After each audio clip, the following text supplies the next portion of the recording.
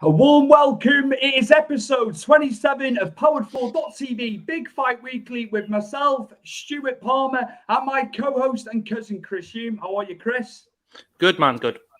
And our guest all the way from the Philippines, friend of the show. He's done some lives with Chris as well for the UFC. It is Rommel all the way from the Philippines. What time is it there, Rommel? It's 11:30 p.m. in the evening right now. Yeah, nice up and late, man. Late there, so we appreciate you. Yes, man. Cheers for doing it for us. Absolutely. It's my pleasure doing with you guys as well. We appreciate it, mate. We really do. We do, man. Well, we'll get straight into it, shall we? Absolutely. As we had quite a bonkers weekend, haven't we? So let's get straight to the big one. Here we go. So yes, by split decision, Jake Paul improves his pro boxing record to 4-0 with 3 KOs against UFC stalwart veteran, former UFC fighter Chikadze Strikeforce as well, Tyron Woodley. Now, Chris, you called it last week. You said it was Jake Paul's for the winning. But yeah, split decision. What were your feelings on the fight itself? How did you feel it went? I thought it went quite well for Jake Paul. I think it's hard to say, but I thought, not to say it's hard to say, but I think he showed a lot of heart in that fight because I think, when Woodley hit him with the hammer in the 4th round and he sent him to the ropes, if that was anywhere else, Jake Paul's going to the floor.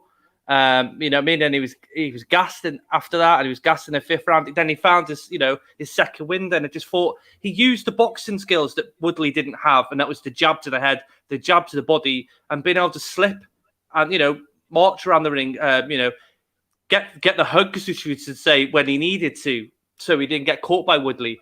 But I thought Jake Paul showed a lot more about him and his skill set than Woodley.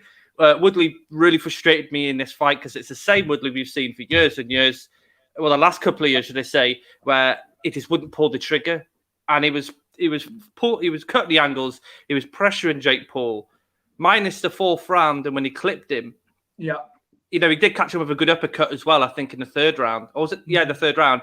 Other than that, he was just so tentative and timid, and it was frustrating to watch because it's like you have him on the ropes. Go and pressure and finish, but it just wouldn't pull the trigger, and it's like watching him versus Damian Maia all over again, where he wouldn't pull the trigger. And the guy, he's got dynamite in his hands, and you saw it when he did connect, but just couldn't do it. And at this point, Jake Paul, smart enough to use his boxing skills and the boxing skills he knows, it's just point score, jab here, jab there. He did try a hook here and there, but Woodley has got a decent chin. He hasn't been finished by, I think it was.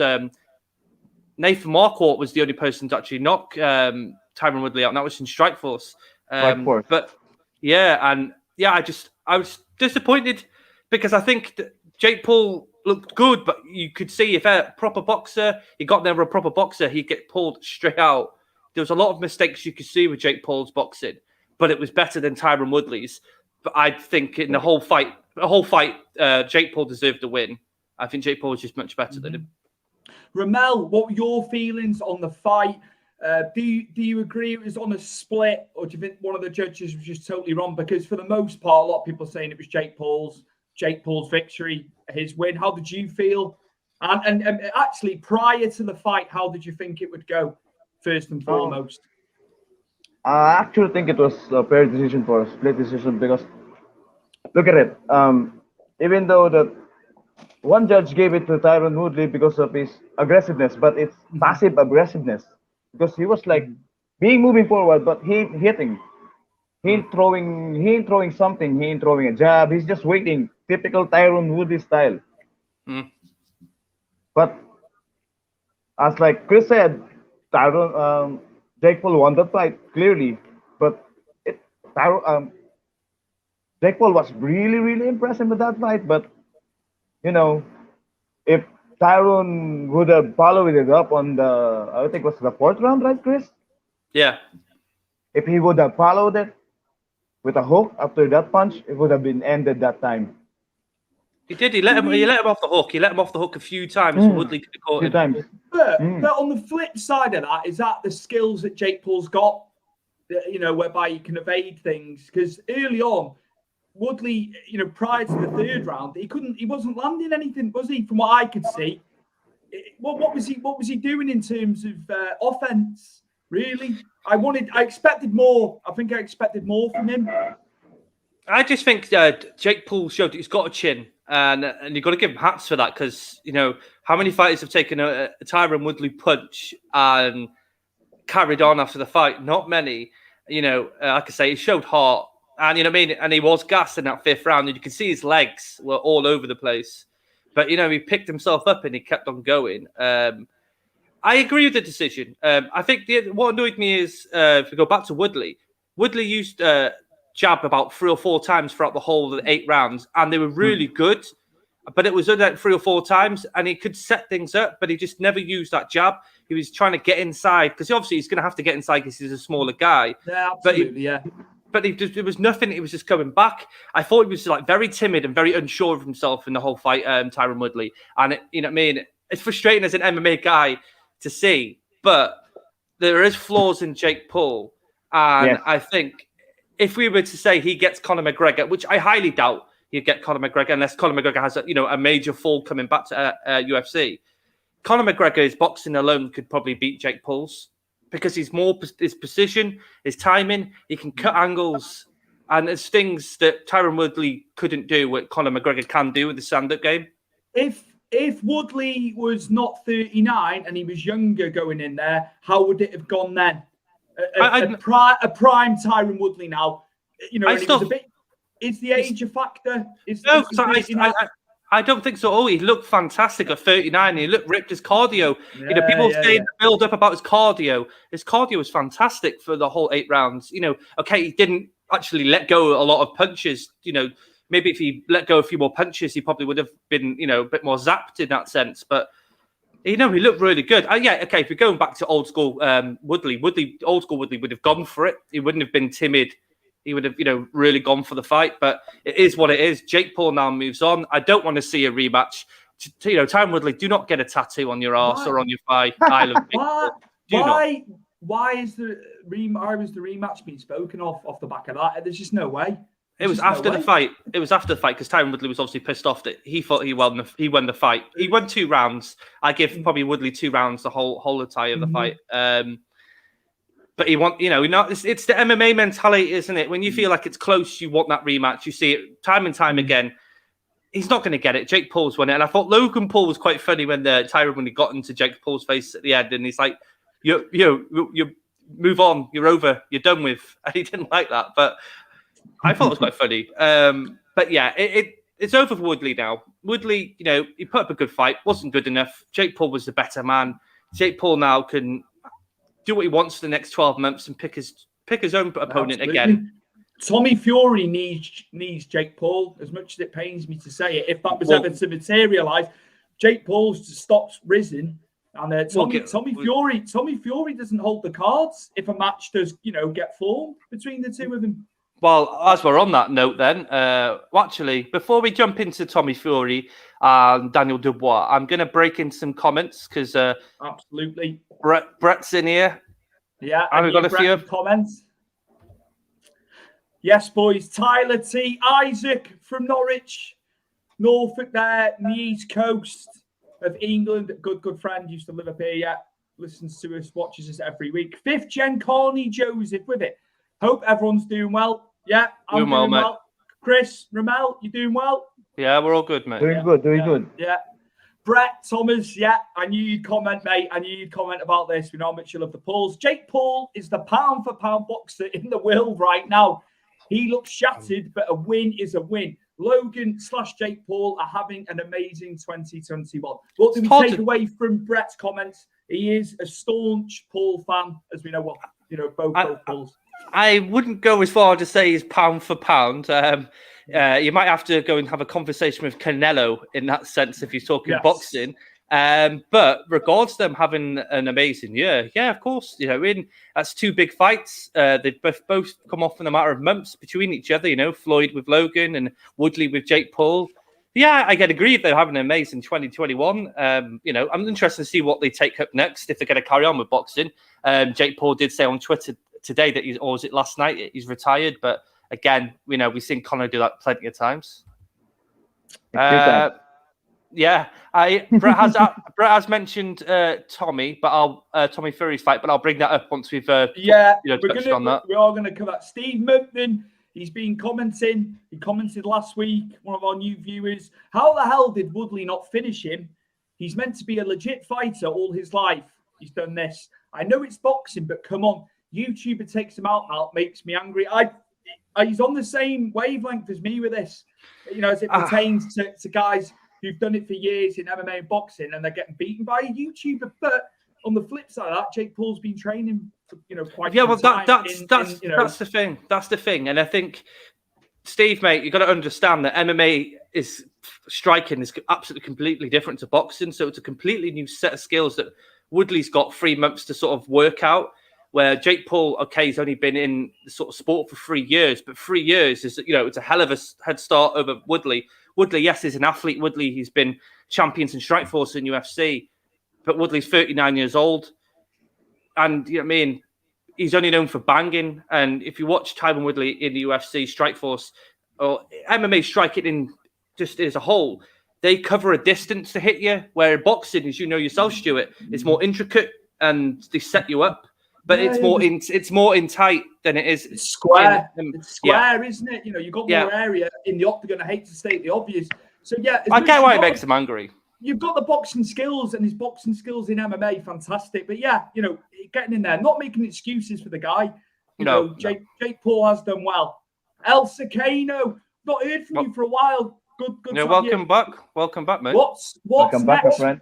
What's next for Jake Paul? I'll throw it to Rommel. What's next go on, for Jake Rommel. Paul in your mind? If he wants to fight Fury, he won't win. He won't win. Look at it this way. He fought someone on a catch weight. Catch weight is like 200. What's their weight?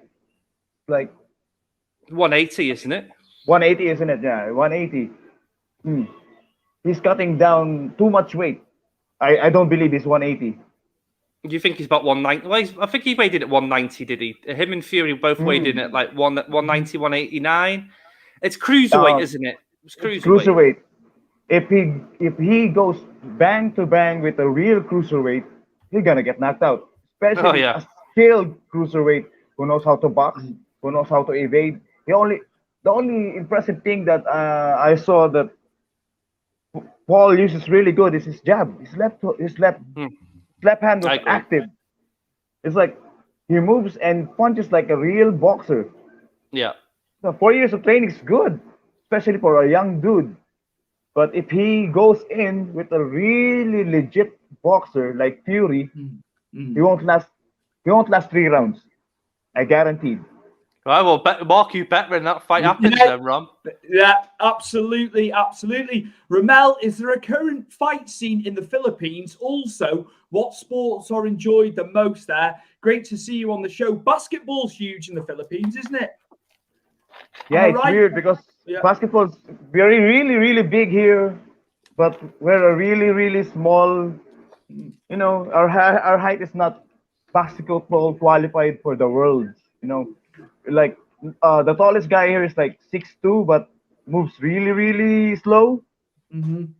Unlike in your country, in the European side, when it's like 6'2", it's like really, really fast. There's there's really, really good fighters here. In MMA, we dominated ONE FC. We had the Pulayams. In boxing, we still dominate boxing, even though the Japanese are catching us now. In pro wrestling, there's a really, really niche group of pro wrestlers here in the Philippines. I'm a pro wrestler as well. But in terms of fight sports, we're really good. And even in Muay Thai, we're striving right now. And Muay Thai has been here for only been like 10 years. Wow. Yeah. I would say that Filipinos are we are way better in fighting than Muay the most Thai and popular sport in kickboxing. here. Muay Thai Muay Thai and and kickboxing. kickboxing. Muay Thai and kickboxing are. If we put our efforts and our focus on those sports, we can dominate, especially on the Yeah. lower division. Have you ever seen Demetrius Johnson got wobbled by someone who's smaller, as the same height as him? In his One last fight, Filipino guy almost knocked him out in one FC because Demetrius Johnson caught off guard because someone is way faster than him. The only difference is Demetrius Johnson's skill level is way higher than our guys, but in terms of speed and cardio, man, we Pinoys are really, really tough. You are, but that's what you guys are known for. Right, we're going to move on. Rom, shoot, you got a question here by Steve. What can we do to end the polls? I just haven't got the answer. So there's got to be some kryptonite somewhere. I don't know, mate, if I'm in all honesty, and I know Brett will be thinking the complete opposite to this, but he's already answered. All right, bring him in, bring Brett in, because he'll have a counter argument for it. I bet you anything Jake could beat McGregor. Logan went toe-to-toe with Floyd, and Conor was terrible in his Floyd fight. You said Logan isn't as good as Jake. So how is your math saying Conor could? Lads, Rom, what's the retort? What's the retort to that? Rom, I think you would agree with me here. Actually, Stuart, you will as well. When Floyd fought Conor, there was something on the line, and it was his fight record. That's something to fight for. But don't forget, Logan's yee-high and Floyd's, that small. Conor and Floyd is similar height. They fought for a belt, didn't they? And they fought for the record of, Conor's and Floyd's. That's something to fight for. Floyd lost to Logan because it wasn't a real fight. And I give you props for Logan and what he did there. But, Conor did what he could. But Conor, fell into the trap of Floyd Mayweather when I think he changed his style, went to the whole Mexican style boxing and completely threw Conor's swing off. Conor touched Floyd Mayweather more than he's been touched in how many fights? You know what I mean? You've got to look at these sort of things and these tangibles. I don't think Logan is as good as Jake when it comes to boxing. Not at all. You see that on the weekend. And I watched both of them fight. And Jake is much more better, but they spent a lot more time in learning and homing his skill. But Brett, I think Conor beats Jake. I think Conor beats Logan if he really wanted to as well. But this is a different now because Conor's a different guy and we don't know where Conor is in his head.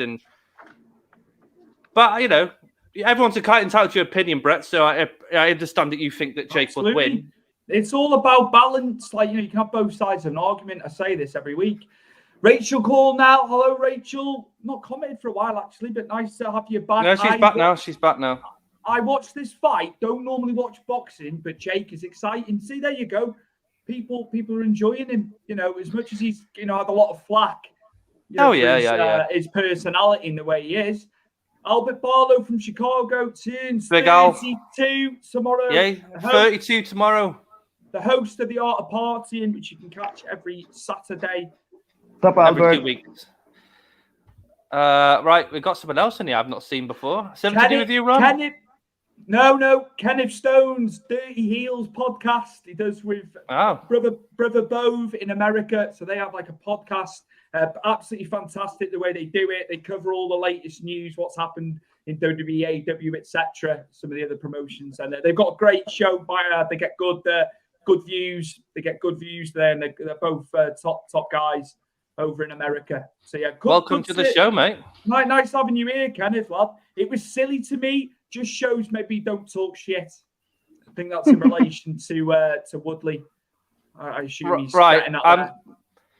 I'm going to move on now, guys. We'll get back to your comments, but we need to move on with the show. So I'm going to move on to obviously Brett is talking about it in the comments, so we will bring it up. First, we'll bring up this one, Stuart. Absolutely. So yes, two of our UK fighters went over to America. It's a huge market. Tommy Fury, who hasn't really had big time opponents yet. This has been the problem. No doubt he's got potential, but he's fought Anthony Taylor, and he's 7-5. He's an MMA fighter. He's fought an MMA fighter effectively. I just don't understand. I don't understand it. You know, it was meant to be a 6-rounder, and they changed it to a 4-rounder. So Anthony Taylor was obviously aggrieved about it. This was all like last minute. You know, there was UK that did it, apparently. That's what they said on Showtime. The UK commission changed it. So he was set to do 6 rounds with Tommy. And he's a sparring partner of Jake Paul as well, is Anthony Taylor. But I'm yet to see it from Tommy. I just worry that it's Jake Paul will hold all the cards if that match is to happen. Now, am I wrong there? I don't know. I don't think you're wrong at all. No, Jake Paul looked more impressive than Tommy Fury did on the night. I think Tommy Fury, you could see a lot of green. He's a lot of raw in Tommy Fury. I think he obviously struggled with the size difference. You know what I mean? He's like 6'2", and I think Anthony Taylor was like, 5'6", so he had to punch down, didn't he? But my problem with Tommy Fury is in his fighters, he was just winging punches, and when he was missing them, you could see how bad he was missing them. But when he sat down and actually took his time and set an angle up to hit Anthony Taylor, he did really well when he was setting him up and took his time. It's when he kind of come in for like a wing and overhanded right, and he was just straight over the head. Anthony Taylor was obviously wise there. I just think, Tommy Fury, the way that John Fury built him up for this whole fight, I thought he was going to go in there and knock him out. It didn't look impressive to me. And if I'm Jake Paul, you're not selling me. And, to get Jake Paul and him wanting the numbers, you've got to impress him. You've got to do something for him to go. I want Tommy Fury to do well. I want nothing more. But he's fighting tin cans, and he's fought an MMA fighter on Sunday night. I just struggle. But I think what do you think, Rommel, in regards to Tommy Fury and what you've seen? How do you think he would get on against Jake Paul if it was to happen?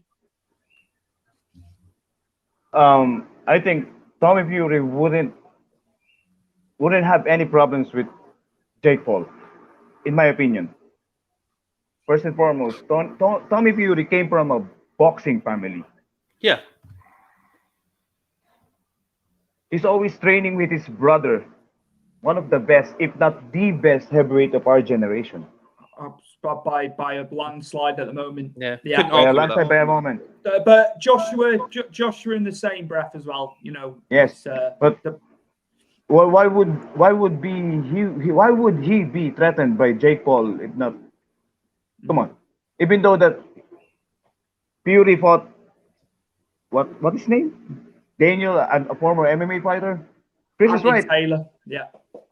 Chris is right. He's fighting smaller guy. He's punching downwards. It's awkward. Yeah. But if you are gonna ask me, Tommy's gonna run on him for real. I think they're gonna evade Tommy. No, it's gonna fight him. I don't think it's avoiding him. I think in Jake Paul's head, he's not a moneymaker, is it? It's not going to sell. It's not going to sell pay-per-views, is it? That's the problem. Maybe in the European part. If he came over here, yeah. Yeah, maybe in the European part, but in the American side where the money is, in Las Vegas or maybe in his own town, no. I think, can we move, Chris, have you got any comments or can I move on to Daniel Dubois? Yeah, you fired it up. There you go. There's the answer. Hold on. We've got a super chat from Brett. Oh, thank you. Bloody hell, Brett. £4.49. Go on, son. Brilliant. Cheers, my friend. Cheers. Jake Paul forever, baby. He's my hero and he can be your hero too, Stu. Brett, I love your admiration for the guys and you stick with your guys and you're very loyal, but my loyalty can never be with him. I think as a person, I just think the antics, his mouth and that. It's like I want him to be bullied by someone because he's run his mouth so much. But no, thank you for the super chat, mate. Yeah, thank you very much, Chris and Rommel. Really appreciate that, man. And we know, you watch every week. You've been fantastic through all 27 episodes. Powered 4 TV. I think this is John Scott. It could be Rich, though. Just got back Maybe. From work. One or the other. Good afternoon, gents. I knew Brett would be on this show. Great to have you on the show, Rommel. Keep up the great work, Stu and Chris. Thank you very much to the boss men at Powered 4 TV for giving myself and Chris the platform for Big Fight Weekly. John and Rich, absolutely, you've been fantastic, as we always say. Thank you for all the support. We value it so much. So, yeah. 100%. 100%. I'll move on to Daniel Dubois. Let's go to him. A fantastic win for Daniel Dubois. He's now on a 2-fight win streak after losing the big British tussle last December. He had a really bad eye injury after facing Joe Joyce as well. I said myself at the time, I thought Daniel Dubois had the power to cause Joe Joyce problems, but Joe Joyce was slow, methodical. He got the win. But Daniel Dubois, he's with Shane McGuigan. They've changed his style a little bit, but an impressive TKO. But he did flatten Joe Cusimano a few times prior to the KO. A good outing for him in America. The crowd really, there was a good crowd reaction when he knocked the guy out as well. And for a debut in America, fantastic for him. It's another market, isn't it? He's quite well known on the British scene, European scene. So fantastic victory, lads. Everyone loves a knockout though, and his was devastating. I think Daniel Dubois came in there to eat someone alive on the weekend. He came in with a purpose when he looked at the guy and went, "I'm going to knock you out." And dropped him twice before he caught him against the ropes, didn't he? And hit that flipping power hand. There was like a flipping comet, and it collided against the side of his head. Really good victory. I think the guy was tailor made for a complete destroying for him. But they wanted an explosive KO. They wanted an explosive KO for his first outing. Sorry, jumped in. I think if Tommy Fury did that, it would have been brilliant as well. But to see, Daniel Dubois, a fellow Brit, he come in and did what he needed to do. I'm impressed. Let's see where he goes now and see if he can keep this confidence up and go knock someone else out. I think they've changed his style a little bit. I don't think he's going to be as wayward. I think Shane McGuigan, they're just trying to teach him defensive side as well as, because I just did not think Joe Joyce was going to beat him in that fight last December. So he's building back up. We'll see. Obviously, he'll get another fight where they'd be expecting him to win. But I want the lad to do well. And he's got age on his side. He's only 24. He's one of the younger heavyweights. He's got power. He's got power. It's just, I think, defensively, some of the shots that were coming in from Joyce, that eye injury was bad.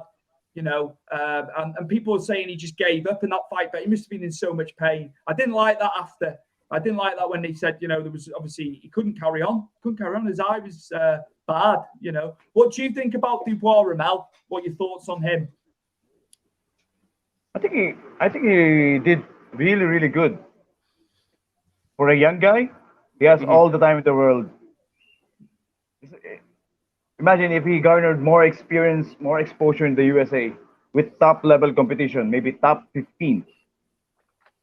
That's going to expose him really, really good. I think, there are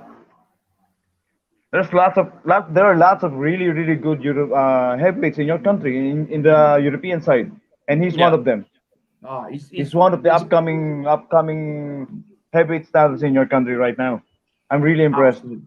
Yeah, he's got something, that lad. I said it when I first started watching him.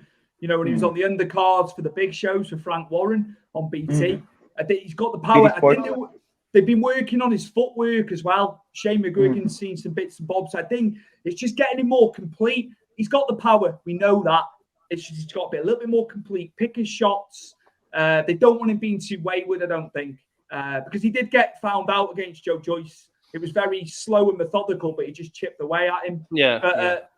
Let's, hopefully this is him, coming back on the upsurge at heavyweight. And I hope so, because you can see he's a prospect. You can see he's a prospect. And Chris, are we moving on? Have we got comments before we get to Anthony Ard? No, we're going into Anthony. Actually, hold on. Hey, right, here you go. This is what happens when it's live. This is what happens. Hold the phone. Right, Brett Tommy, he's back in again. Right, Brett, what have we got to say here now, mate? Stu, watch the Showtime 24 doc series leading to the fight, and you might see a different side to Jake. If you see Jake as a wrestler who stays in kayfabe on screen, he's very different behind all that. Yeah, I don't know him personally, so I can't really comment. I can only comment from what I see. But I'm assuming he's not an arsehole to people, if he's not on camera and what have you. I know he's got a bravado and he's got to keep this sort of character going because, he was a Disney kid. He has built his life on, Vine and YouTube, or both Paul's brothers have. Logan Paul was an arsehole and he turned himself around and, he's actually quite enjoyable to watch now, to be honest with you. You know what I mean? Maybe Jake is the same. Obviously Brett would know more because Brett's, watches a lot on them and knows more about them.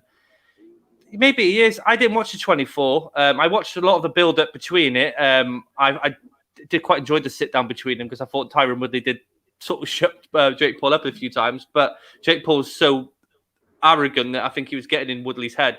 But, I think he's probably could be different. We might see him different outside the, I just don't know. I just don't know him well enough to, to sort of make a comment. But Stuart, we'll move on to Anthony Yard, pal.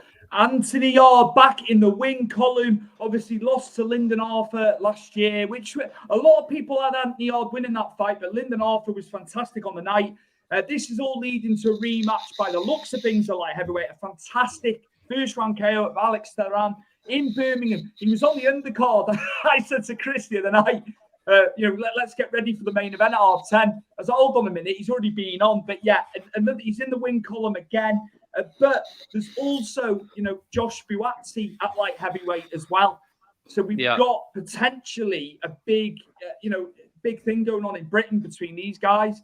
I think first and foremost, it'll be Anthony Yard and Lyndon Arthur in a rematch. But Buatsi's been fantastic too. Again, even in that division, there's a strong old foreman in Britain. A fantastic win for him. That was too easy for him, Stu, though. It was too easy. Easy win. Yeah. Those body shots were disgusting, though. You know what I mean? They were hard. The left dude on the body, that glancing left. Oh my God. That almost finished the fight on itself. The first glancing left hook on the liver. Yeah, that was great. Scary. He boxed well against Sergey Kovalev. I know he got stopped later on in that fight, and he was in Kovalev's backyard. He did quite well against Kovalev. Has been fantastic. He's had a great career. I think he's got to learn from it. But going forward, I think you've got to get that Lyndon Arthur fight on. But Buatsi's around. But then do you not think actually maybe him and Lyndon Arthur go again and the winner gets Buatsi? Because that would work much better. What you're dealing with here is he's obviously under Matchroom, Buatsi, with Eddie Hearn. Yeah. And then you've got them two obviously under Queensberry with Frank Warren. So that's obviously, going to be easy to make. I know we have cross promotion. That's just what it's about. That could be, you could have that as a co-main. Say we do get AJ and Fury next year. Whoever comes through that. Hopefully. That would be a good co-main event underneath for me. If it is Buatsi comes through against one of them two.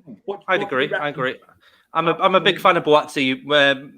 Since we started the show, I didn't know nothing about him until we, started covering his fights and spending a lot of time just sort of analysing how he fights and actually watching his fight live and stuff like that.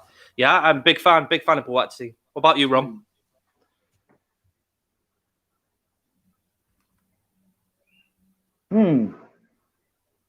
He's good. But I'm really impressed by Yari in that fight. For real. He ran through Tyron. That's like Stu said. If that would be a co-main on any card, it will be explosive. They need to take a leaf out the UFC's book and make the matches, though. Mm-hmm. We're missing out in boxing. But I think the British scene, because they're coming up to like elite world level, aren't they? These guys, they are going to box like the top end guys. It's just fun. It's amazing. It'd be amazing. You're going to have a full Wembley Stadium for AJ and Fury when that gets done. Fingers crossed. If it doesn't end up in America, but he was impressive. Was the opponent of a level? Probably not. But another good outing for him. He's back in the wing column. And we look forward to see what happens at light heavyweight with our British fighters being at the tippy top there. Chris? Oh, hold on. John's put one in here. Right, okay. So the odds suggest Jake Paul's next opponent is Woodley rematch. But it's a 50-1 if you fancy a punt, Dana White.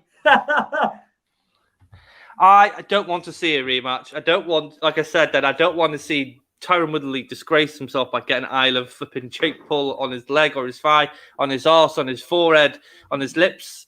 I just Let's face the facts that you've lost the fight against Jake Paul. Yeah, it wasn't great. You should be beating him, but you haven't. You had the opportunity. Move on now. You know what I mean? Go and do his rapping, because that's what he's doing, and he's doing well in his rapping. So, go and continue doing that. Absolutely. Her mom was sleeping while he's rapping. Amanda Nunes could beat Woodley in a boxing fight. Steve, I think you're being stupid. No. I think no. I think Steve Monkman. Sorry, yeah, I'm away with the. I think Steve Monkman. There you go. It's a reply to this one. So, are we saying there's no current MMA fighter that could take Jake out in boxing? Amanda Nunes, maybe. She hits hard. I have one guy, right? One guy.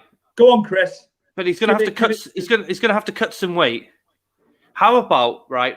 We all do a GoFundMe and get a Jake Paul versus Francis Ngannou boxing fight. How about that? Let's let that flow out.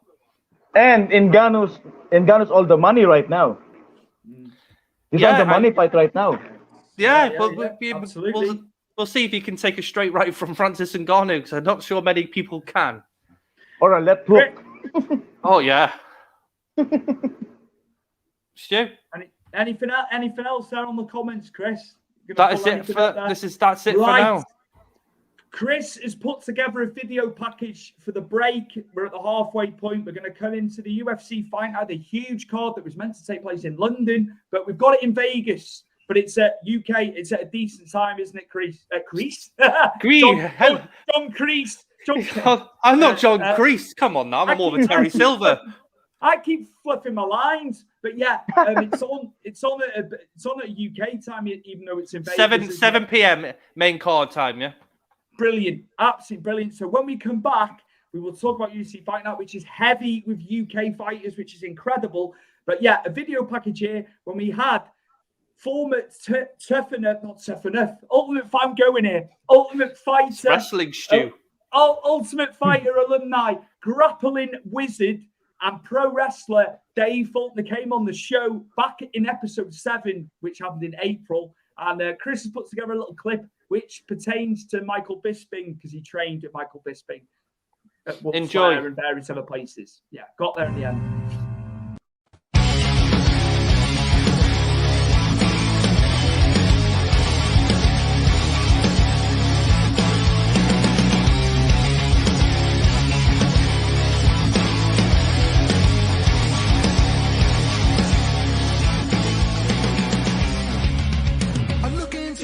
What is do you have a relationship with Mike Bisping now at all since then, or no? I just I mean, if it now and again, like we have, people speak to him on stuff and like or said they spoke and they've mentioned me, and there's no bad words again, because people always say about the show as well. Say he said some bad things about you. I mean, he gets lost in translation. I mean, when he said again, I was mentally, he said mentally, and he paused for a bit and said weak. I'm far from it, because what he doesn't tell people as well, he's that's the difference again with people who are fighting the street and people who won't. He was I remember he phoned me because he had a bit of road rage at these gypsies in a van, and he was at these services, and he was like, Dave, I've fronted it, but they haven't backed down. What you come and help me? So stuff like that. Listen, I'd be the person he'd ring over that. Yeah. And but again, like when he got rated in Loaded in like the top 10 DILFs, and he got rated in it, so he wants to go to this party. But I hate shit like that. I'm not into that. I didn't drink or nothing. I was like, and I think that's what it was. And the fact like he'd be saying to me, "Have this fight, come and have this fight," and I weren't really interested that much in fighting. I wanted to be the world's greatest grappler, and I still wanted to be a pro wrestler. And I think that's what he meant. He just didn't understand me with stuff like that.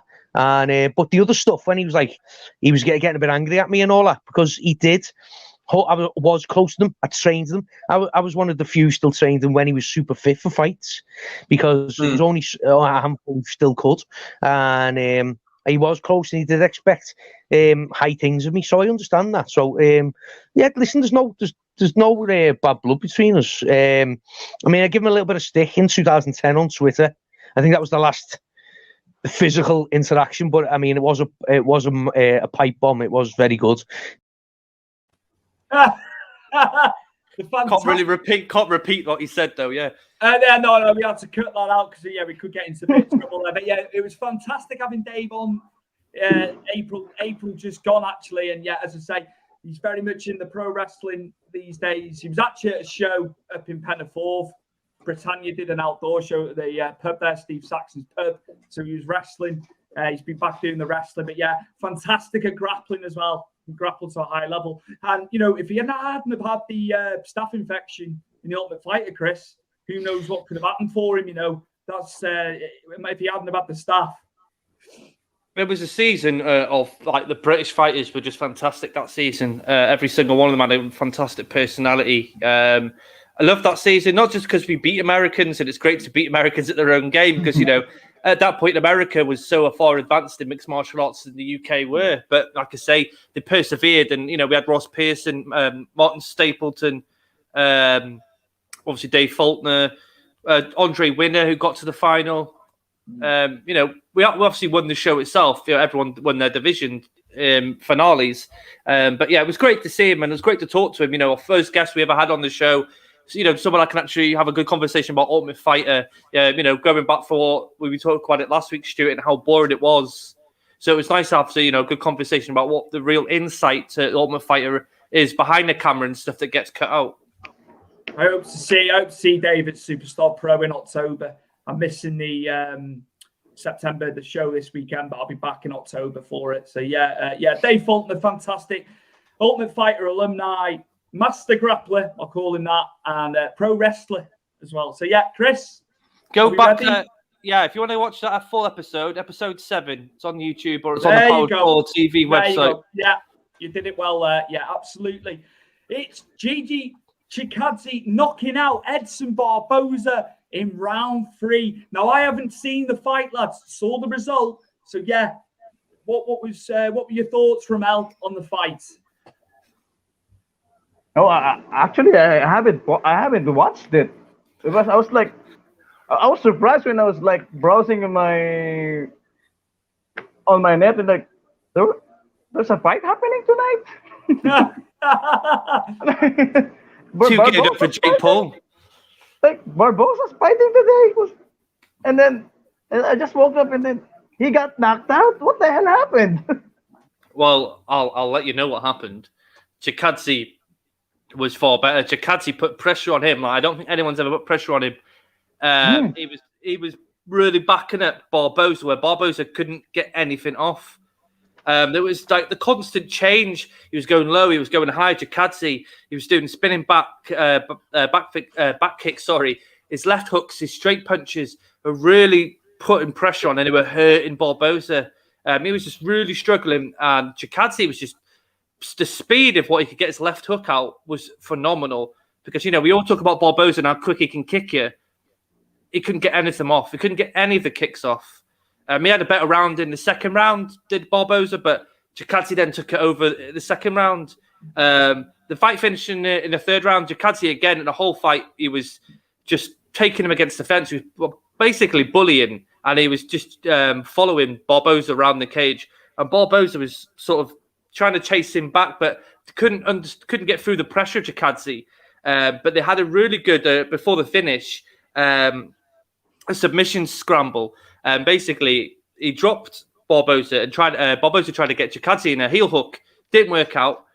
And then Chikadze got him in Anaconda. Got it sweet in the Anaconda.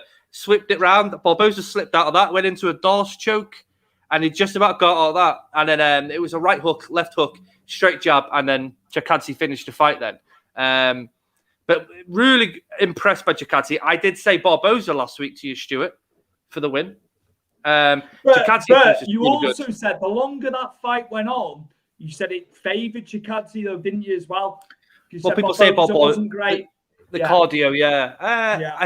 I think it just struggled. I think Chikadze brought his A game, and Barboza didn't know what to do with it. Watch the fight back. There's about a 4-minute clip on BT Sports on YouTube, and you'll just see how good Chikadze is.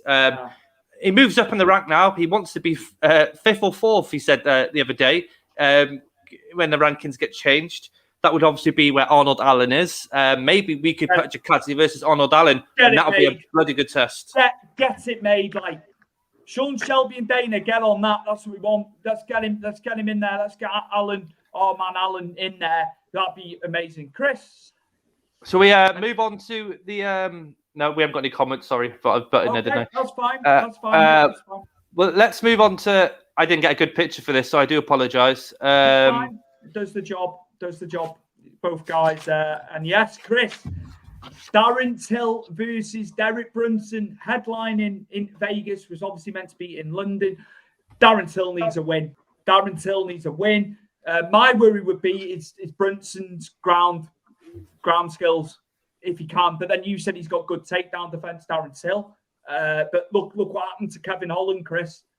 You know. Yeah, but you say about Kevin Holland. I love Kevin Holland, and he wasn't one of my ones to watches. And I still rate Kevin Holland really high. I just think he's just got to go for a few more fights, understand, probably train a bit more on wrestling defense. Kevin Holland. Difference with Darren Hill. Who the hell's Darren Hill? Darren Till's got very good hips when it comes to wrestling defense, and he can stop a takedown.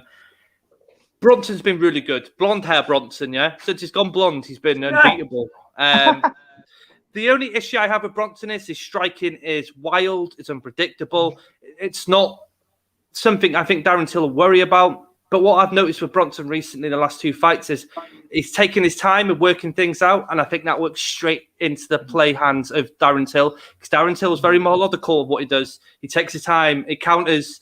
You know what I mean? He works the fighter out. And if he's going to be very, well, I won't say slow, but if you're trying to work out Darren Till in a slow way instead of trying to be on him, Darren Till's going to work you out and catch you. The thing is, I think Derek Bronson is very good, as you said, he's very good on the ground. He uses his strikes to get to the ground. I don't think he's going to get Darren Till down. And if he does, it won't be for very long. I think Darren Till's going to catch him. I'd say in the second round, in a flurry where Derek Bronson's going to come at him, probably trying to back him up against the cage, and Darren Till's going to catch him with a counter strike, and he's going to TKO him in the second round. That's what I'm going for. Darren Till needs to win it. He does, absolutely. You know, it's striking against wrestling, which is, it's perfect. It's perfectly poised, this one. Rommel, what are your thoughts on this as we're previewing it for this Saturday? Who've you got in this one? I'm going for Darren Till in this one. He needs a win. He's a desperate man right now. He's been, how many times he lost already? Like twice in a row? No, he beat Gastelum, didn't he? Then he lost to Robbie Whittaker. But this is Robert Whittaker we're talking about now. Yeah, there's no shame. It was razor sharp split decision. That was. I think the takedown won Robert Whittaker that fight, because you could have easily gone for Darren Till and out if there wasn't a takedown. But I do agree with you, Rom. He does need to win this, because he might get over Cannonier for a title shot, because I think Izzy likes the thing of fighting Darren Till, because I think Izzy versus Darren Till is going to sell. And I think Izzy's very wise on that.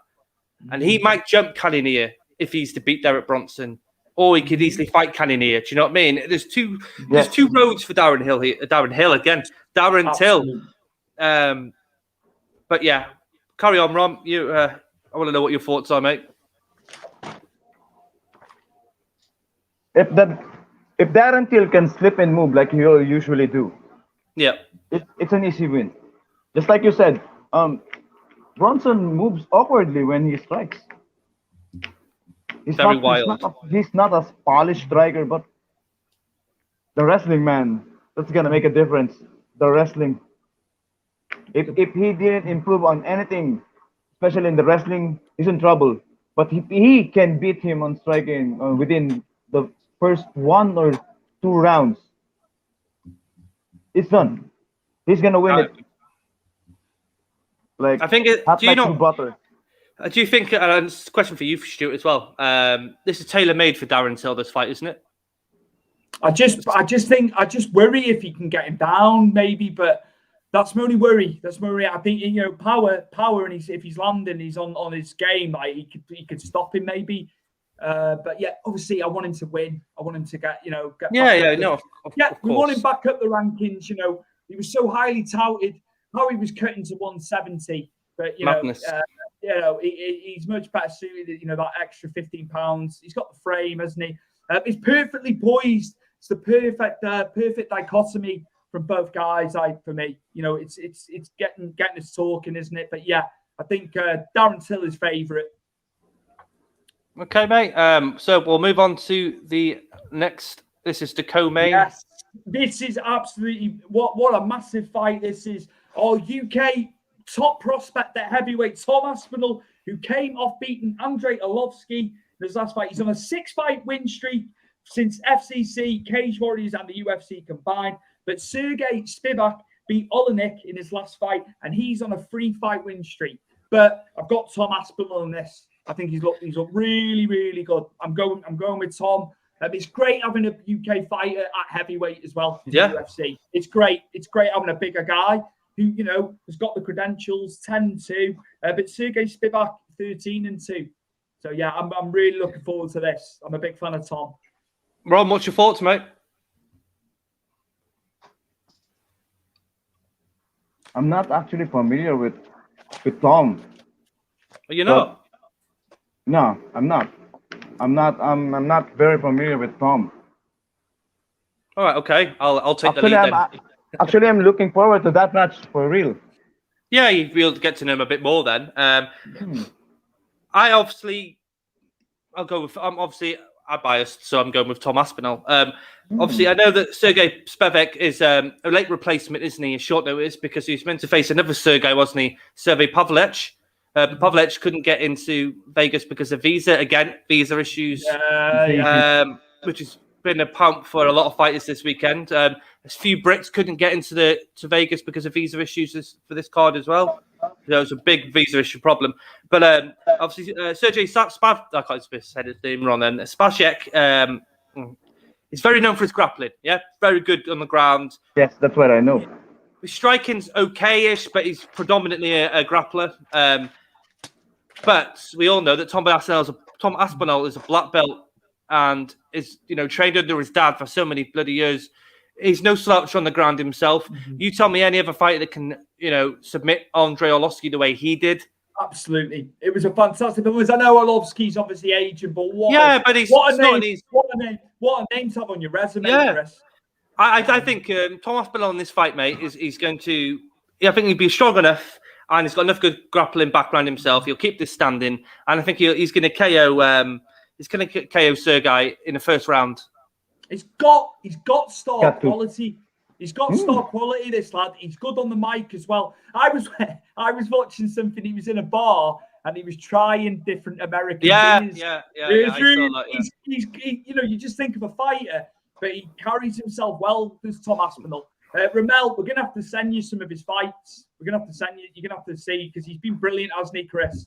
You'll find it on you'll find it on UFC YouTube, mate. Because obviously they put up some old fights when it's fight week, so you'll find it on their page. Vegas has been good to him as well. He's been over. Yeah, it's been like and a Dubai. Home. Yeah, in Dubai as well, hasn't he? He made his promotional debut then. He's travelled very well. He's travelled very well, that lad. And okay. All the best to him on Saturday. We'll move on to the promotional debut of Paddy the Baddy Pimblett. He's facing Luigi Vendramini.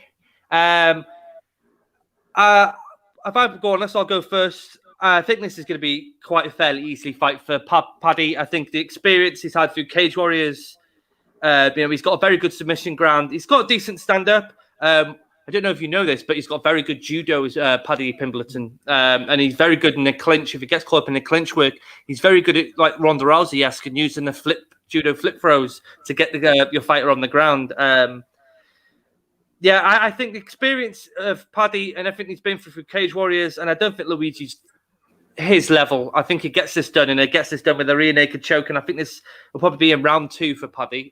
Thoughts?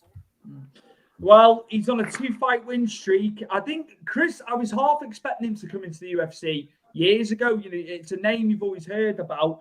And then Vendramini, 9-2, but he lost his last fight against Zion, so he's on a loss. I should say it's getting him ready, isn't it? They're not throwing him in the deep end as such. How does he fare against the top end lightweight, saying that he does get past? You've seen Luigi. you've seen the top 5 in lightweight, yeah. Yeah, I know that, but like he's not. I'm not necessarily the top 5. What about like? Let's go down. Oh, you want to build him a bit? Listen, he's got enough experience. Look, Paddy is he says what he says, and he causes a lot of stir. But hey, shoot, we have Scouse family. We know what they're all like. He's a bargain basement. He's trying to be a bargain basement, Conor McGregor.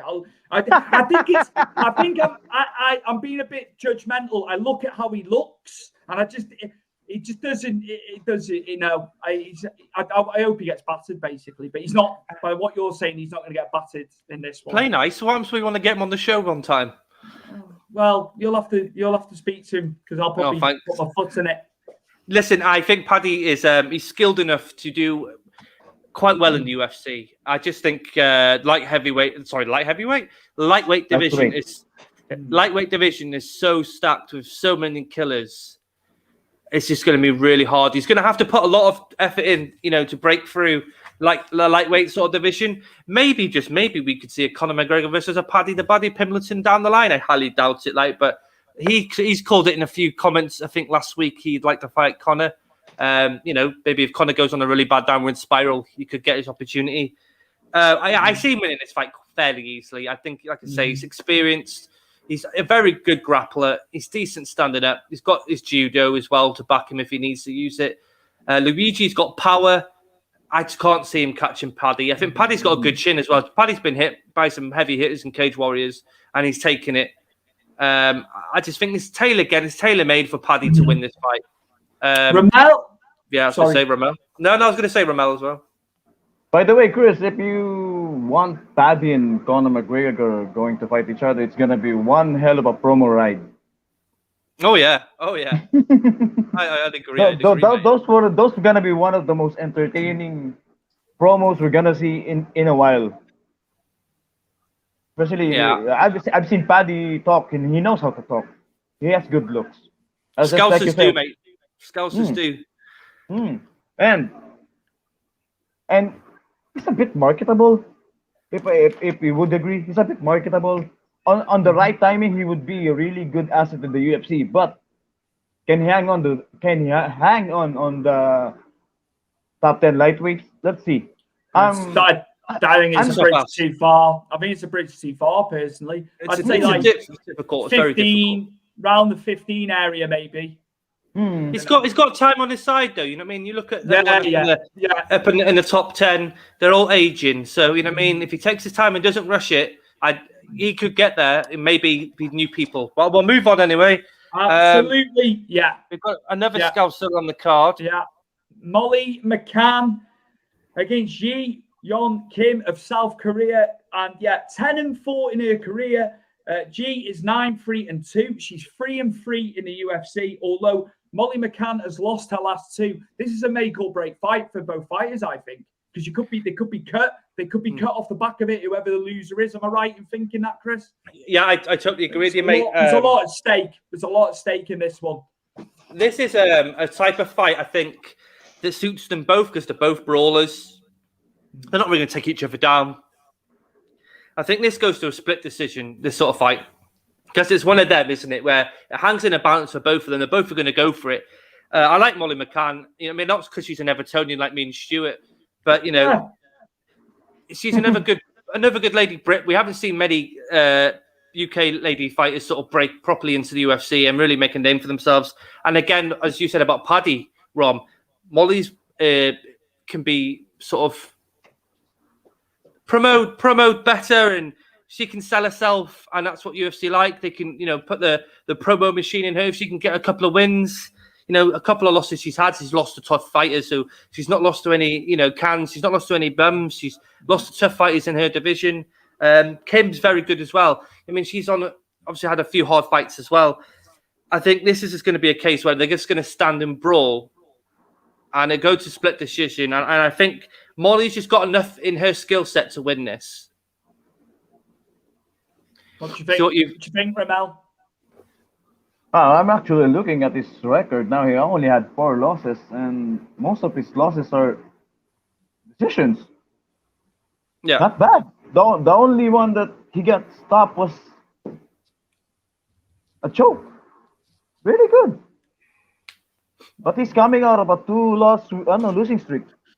Yeah. That's it. Fight. That's it. It's risk. It's high risk, high reward. This one. But You I know, agree to Chris. Maybe she's gonna bang it. She's gonna bang it to Kim. I think they're gonna bang. Yeah. We know what the ladies are like when they get in there. They'll just go for it. They go hell for leather, don't they? Sometimes it's great. Like the women's fights over the years have been incredible. It's good. It's poised, perfectly poised, that one, isn't it? And yes, Chris is just moving us along nicely here. It is the unbeaten Welshman, a fantastic talent at bantamweight. It is Jack Shaw, our very own man from Wales, taking on Ludovic Sholinan, who is 9-2-1. Jack Shaw is 14-0. But 4 fights that he's had in the UFC, 10 different opponents due to changes. And obviously the visa scenario Chris has played into it again, because he's meant to be against Said Nurmagomedov, which obviously he's had to pull out, Chris. And Sholinan is saying, basically his wrestling. Shaw is aware of his wrestling, I was reading. Yeah, so, Jack Shaw calls him Jack Nurmagomedov Shaw. That's what he calls himself over in Wales. Yeah, there's a joke I've seen that people have spoke about him, and they're like, he's the Khabib of Wales, of British MMA. But you know what? Maybe. Listen, Ludovic come off Ultimate Fighter. He didn't look great. He walks forward as Ludovic and he takes punches. Give one to take one sort of thing. Jack Shaw's not going to play around that game. You've seen Jack Shaw in the fights he's had in UFC. He's very measured. He's calculated, takes the time, uses the space. He'll take him down and he'll have his way with him. You see, with Jack Shaw, he's fantastic on the ground as he is. You saw it in his last fight when he was losing position. He's easy to move around to regain his position, and he's against another wrestler, don't forget, and we all know that predominantly UK fighters struggle with really good wrestlers. Yeah, no problem for Jack Shaw, no problem. I think this Ludovic's going to walk into Jack Shaw's takedown game, and he's going to get grappled to hell. I think he's going to beat him up on the ground. I think he's going to play with him, and then I reckon he'll go for a rear naked choke in the first round, and it'll be all over. I think Jack Shaw, the ceiling is that high for him. Multifaceted is. Get it booked. Get him and Said Nurmagomedov booked again, because I think that was the test for him. And hopefully they can get it in the UK, that one, Chris. Maybe. I think next year, I think we will have to wait for a UK card, personally. Mm-hmm. Rommel, what are your thoughts on Jack Shaw and Ludovic Sholinan? First gonna finish him. On submission. That's clear. That's clear. I don't know what round it is, but he's gonna take it. He's gonna win it by a decision. He won't let it to a decision for real. Look at his record. Most of it was like eight submissions. Yeah, he's very good. He's very good. He's so accomplished on that, in that facet of his style. It's just unreal, and it's great that he's Welsh. Obviously they see that coming through. That's it. They divide the set, don't they? The UK. We want to see him all, but it's brilliant. He's brilliant, and hopefully he's back through. Into the next on. He gets Nurgo. I can't say it. Nurmagomedov. There we go. Yeah, get it right. So we'll see. Listen, there's some good fights this weekend for the UK lot. Just hope every single one of them can, come away with the victory and, wave the flag for the UK. And hopefully some of them can get bigger fights after this, and we can see where they all go forward. That's a good weekend. Like I say, 7 p.m. is when the main card is on BT Sports. I imagine early prelims will start about 4 o'clock-ish normally. I think it does. It's all on BT Sports, so everyone will be awake to watch it, so there's no excuse. All the best to Darren Till, Tom Aspinall, Paddy Pimblett in his debut, Molly McCann. High risk, high reward for her if she can come through that one. And our unbeaten Welshman, multifaceted Jack Shaw. Whoops. So yeah, absolutely. Rommel, where can the viewers find you in terms of the socials? Where can you be found? You can find me on Facebook and Instagram. I don't know about Twitter. I don't do Twitter. Oh, that's fair enough. That's fair enough, mate. Cool. When I was active in wrestling, I have a FB page, but it's now I deactivated it now because I'm not active. I'm not active yet because Active, of this yeah. pandemic. Mhm. Are you planning? But, Are you planning on becoming active again? Yeah, I'm planning. I'm actually my girlfriend and I are. We're planning going to Europe once. No, Wow. maybe Wow. in the future and wrestle there for real. Great, Our mate. main target's in Japan or in Europe. We don't want to go in the US. Okay. Hey, that's you know where you want to go. You know where you're plotting your course. So that's cool, man. Rommel, Panseals, thank you so much for coming on, man. Yes, appreciate it. You. Appreciate you. I would love to do it again for real. You and You Chris guys are need cool. to do a watch along. You need to do a watch Yeah, along. we will. again. We will.